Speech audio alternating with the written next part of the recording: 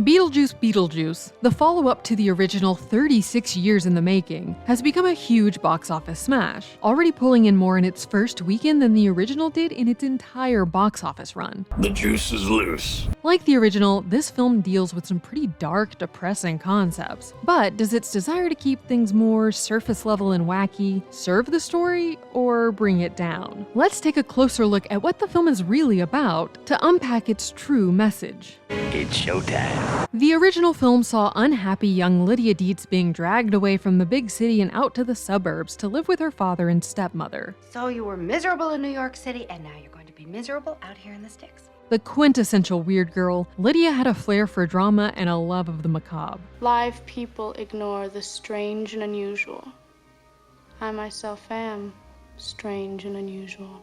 But her life was turned on its head yet again when she realized that her new family home was inhabited by two kind ghosts and one creepy old one that really wants to marry her. She goes on the ride of her life, and afterlife, to figure out how to help her new friends come to terms with their situation while also dealing with her own. In the sequel, we meet a middle-aged Lydia, who's kept her locks and looks from her teenage years, but that freedom and happiness she found in the end seems to be gone as she's racked with anxiety and has a hard time dealing with her trauma. While she was initially against her parents' immediate impulse to monetize the ghosts and her ability to see them, people will pay big money for this, right, Grace?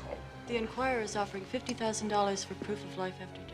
now, that's exactly what she's gone on to do as a TV psychic. She had married a man named Richard and had a daughter with him, but he disappeared 2 years before the beginning of the film. Now it's Astrid, her daughter, that is the gloomy weird girl, and Lydia has become the disconnected parent. Astrid doesn't believe in Lydia's abilities, and thinks it's ridiculous that if they are real, she seems to be able to communicate with every dead person except for Astrid's father. Both are misunderstood and have a difficult time trying to understand each other. Death is hard. Yeah, sometimes I think life is harder. In Lydia, we can see how undealt with trauma can compound over time. She never really worked through the loss of her mother. It's never mentioned in the original film specifically what happened to her, but she's clearly not available to Lydia in any way that matters. She's ended up in a relationship with the smarmy producer of her show, who, instead of latching onto Lydia through force like Beetlejuice, uses therapy speak to worm his way in and keep himself in her life, even though he's just as bad for her as the poltergeist. She has essentially become a shell of herself in the shape of all of the things she hated about grown-ups when she herself was an angsty teen. This has all led to her fractured relationship with Astrid, who is off at boarding school and very uninterested in connecting with her mother. In their butting of heads, we can see a battle that plays out across generations and across time. Older and younger people having a difficult time finding common ground, even when they are, at their core, very similar. The older generation might have gone through similar angst and issues, but now that they're older, have a hard time really remembering just how difficult it can be a teen, and to try to figure out who you are in a world that always seems to be working against you. My whole life is a dark room. One big, dark room. And the younger generation often sees the problems their parents have as either ridiculous or being their own fault, and also even blaming them for the problems that they're dealing with too. The movie is interested in using their parallel stories to unpack how nothing lasts forever, for better and worse. Escaping from a centuries-old poltergeist who's set on marrying you can be difficult, but keeping yourself fueled with delicious meals can be easy. If you want to enjoy tasty meals without all of the hassle of prep and cleanup so that you can get out and enjoy those beautiful sunny days with as little time spent in the kitchen as possible, you need to check out this video's sponsor, Factor. Factor can help you meet your wellness goals this summer with its menu of chef-crafted, never-frozen meals that are dietitian-approved and ready to eat in just 2 minutes. I love that Factor helps me fuel up with delicious meals without taking time away from the things I enjoy. Instead of having to shop, prep, cook, and clean, I just get these great meals delivered straight to my door and can have one ready to go in just 2 minutes. And with 35 different meals and more than 60 add-ons from breakfast to dessert, you always have new options to explore. Head to factormeals.com/thetake50 and use code thetake50 to get 50% off your first box, plus 20% off your next box. That's code thetake50 at factormeals.com/thetake50 to get 50% off your first box, plus 20% off your next box while your subscription is active. while the ending of the original movie was a rather positive affair, filled with the power of finding yourself and a found family that loves you just the way you are. The sequel seems to essentially undo all of that and start Lydia off at an even worse spot than she began. She also ends the movie all alone. Barbara and Adam had apparently moved on in the afterlife in the time between the films thanks to a loophole. We're very unhappy. What did you expect? You're dead. Her boyfriend Rory turns out to only have wanted to marry her for her money, and her husband, father, and now even stepmother Celia are all gone too. The very end of the film is her having a nightmare about Beetlejuice, only to wake up and thankfully find herself alone, but frightened by the realization that just because she's banished him again doesn't mean he's gone for good. Astrid too has her share of setbacks, particularly the realization that the hot guy she was trying to help was actually trying to trick her to use her to trade his own way back into the world of the living. This all on its face sounds like a pretty depressing end to a kooky fun movie, but it's really just a part of the film's exploration of how real life is always going to be filled with good and bad things. And as long as we learn from the bad things and work on growing, they can be useful parts of our lives. I want to be dead too. No. Being dead really doesn't make things any easier.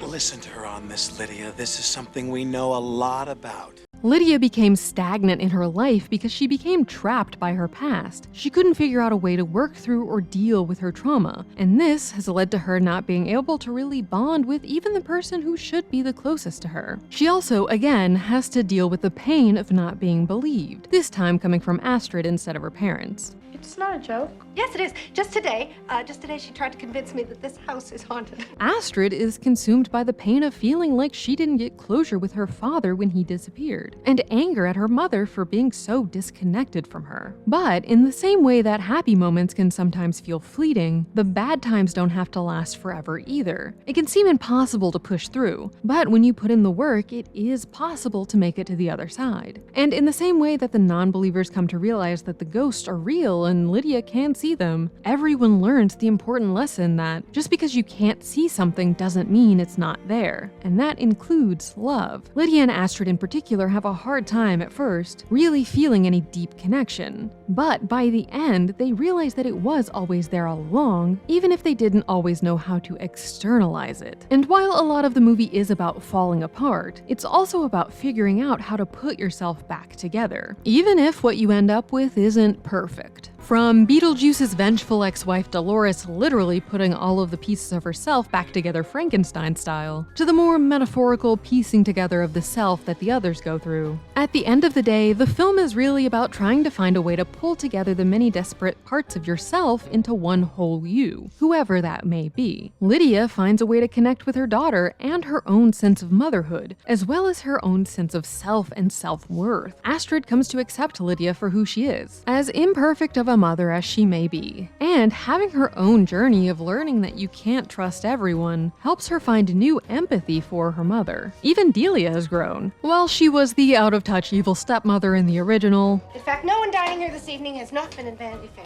except you.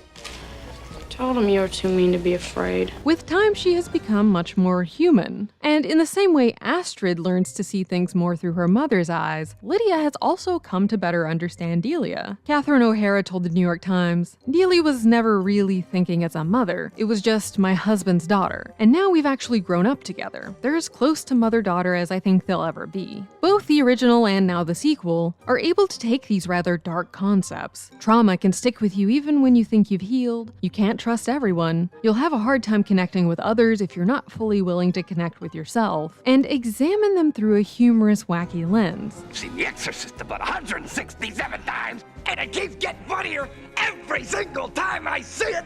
Not to mention the fact that you're talking to a dead guy. This does cause everything to feel a bit removed or surface level, but that distance also allows these films to dig into these more dreary concepts without feeling depressing themselves. This frees up the film to take an unafraid, unrestrained look at the darker parts of life and death without smothering the fun. Not because these topics don't deserve deeper thought or exploration, but just because these films in particular are just more interested in keeping things energetic. Attention, Kmart shoppers. Well, I'm back.